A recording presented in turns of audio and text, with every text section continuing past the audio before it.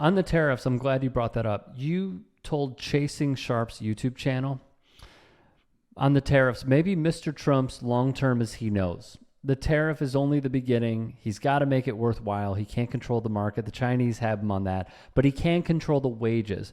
Maybe he can drive down the wage level of the U.S. so it becomes competitive with the rest of the world. Let me say that in real English. Crush the American working class, make the middle class a memory, receding in the rearview mirror, something your grandparents will tell you about. That was posted on April 17th. How do you feel now? Exactly the same. I couldn't say it better myself. So I said it myself. Yes, I let me go further. Please. That's what I think is happening. I believe at this point, it could change if policies change, but at this point, that is the end game for Mr. Trump. That we are going to see a collapse if he's allowed to continue, and that's a big if. I'm not saying that it's done and he's finished it, and he not at all. This is where he is going. Here's what he hopes for. Here's what his program adds up to. But whether he achieves it, that's open, and I don't know what the answer is. I don't think anybody does. I don't think we even know what kinds of changes into the tax bill, which was just passed by the House of Representatives. We don't even know what changes the Senate, and that means both Republicans and Democrats are going to put into that bill. We know there are going to be changes, but we don't know what they are. And that's going to affect what I'm about to say. Anyway, here's the bottom line. What's going to bring industry back to America, if anything, and that's a big if, but what's going to bring it back is a wage level that makes us competitive with the rest of the world. We're not there yet. The gap between the rest of the world and the United States is shrinking. And it's shrinking because the rest of the world's standard of living, its wage level, if you like, has risen faster than that of the United States for the last half century. That's a long time for that to be true. So the gap is much, much less than it used to be. But the gap was so enormous that it is still significantly cheaper to produce your jeans in China than to produce them in Cincinnati. And even when you add to the cost of making the jeans the absurd cost of putting that on a boat 10,000 miles of ocean, you know, carrying it, which has to be paid for. The ship that moves along the ocean, it eats up oil. The oil has to be purchased. The ship has to be rented. The people working on the docks have to put the stuff on it in China and take it off it here in New York or wherever else it docks.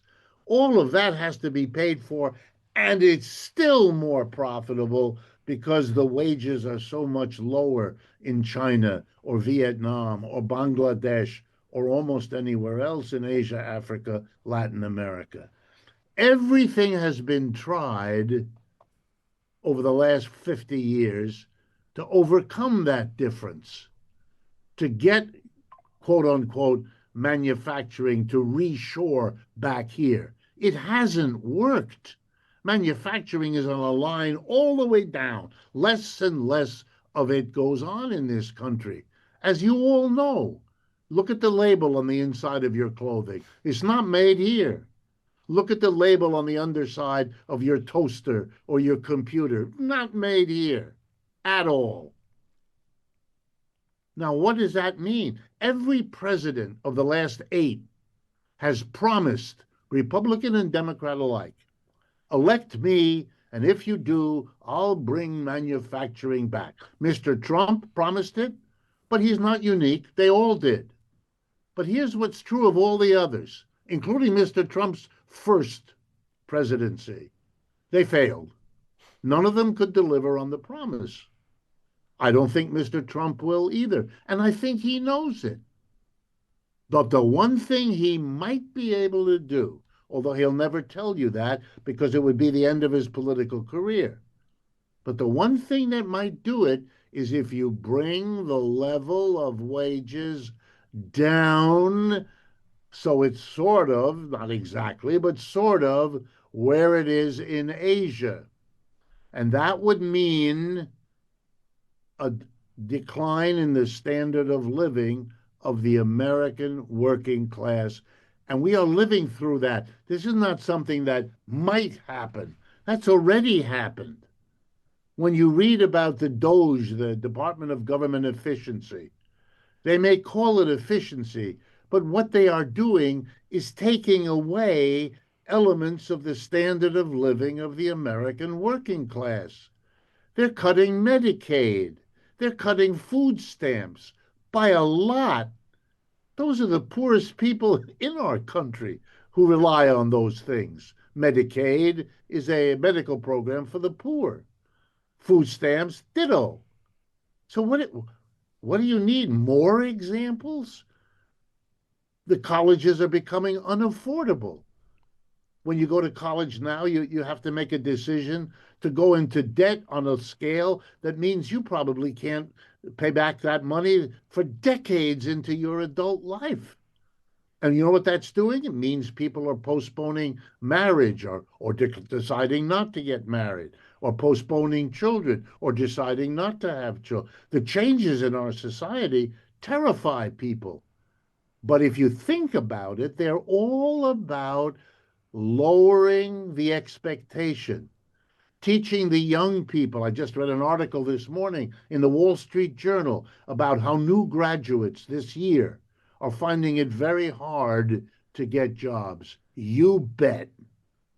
It turns out that people with college educations now are having a harder time than people without. And you know why? Because the corporations want to pay less. And if you want to know why, it's because they get more profits. The less they pay you for your 8 hours of work, the more valuable you are as a worker because they get from you the value you add by your labor. But they have to pay you a certain value, your wage. The bigger the difference between the value you add in and by working and the value they give you, your wage, the bigger the profit for them. And that's what they're in business to do. So yeah, I hate to tell you this, but you already knew it, most of the folks watching or listening to this program. You knew that when the employer agreed to pay you, let's say $20 an hour, you knew without anyone telling you that the only way that employer would give you $20 for every hour you worked is if during that hour you added more value to whatever that employer sells than $20. Because if you didn't, there'd be nothing in it for him. He'd have you work for an hour. You'd add $20 worth of value to whatever he sells. He'd sell it. He'd get the $20. He'd pay you the 20. And what's in it for him? Nada, nothing. He's not going to do that. That's not what capitalism is. Capitalism is when you work and you produce more value than it costs to have you come and work there. If you were the kind of person who said, I'll never work for anyone who doesn't pay me what I'm worth, you don't understand how the system works.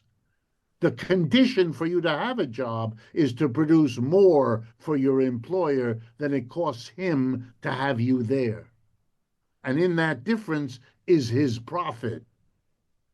And in this situation, he has an incentive to lower your wage one way or another. Raise prices. That's one way to cut it. You can't afford as much with the money he pays you. And so it's costing him less in terms of real value because he sets the prices. He charges more, you have to pay it. He wins, you lose. That's the game of capitalism. It's how it works. And if you're in trouble, as we are, if your empire is declining, as ours is, you're in a particularly tough spot.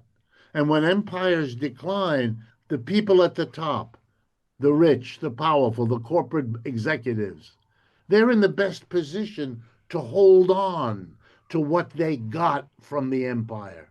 Whereas the middle class and the working class, you and me, we get offloaded onto us the costs of a declining empire. And when Mr. Elon Musk cuts the government down, that's what he's doing. If we don't have a garbage department, it can only come once every 2 weeks because they've laid off all the people because it's efficient. And you know what? We have to buy more plastic bags because the squirrels will otherwise spread our garbage across the backyard. The government does less. We have to compensate with our money. That leaves less for everything else we have to spend on. That's a decline in our standard of living. That's what's happening. And that's what's making Americans, even if they don't understand the process or understand what's causing it, that's why so many are so angry. That's why so many can be easily fooled into believing that poor immigrants from Latin America are the cause of their problems. They're not. They don't have the money or the power to explain your economic difficulties. No, no. You don't have a good job, or you lost a good job, and now you have to be a greeter at Walmart. And that's not because of immigrants from El Salvador. That's because corporate bosses who live in the best part of town made the decision they could make more profits by employing low wage Chinese workers rather than you. And they were right. They could, and they did. And that's why you're in the problem you face right now.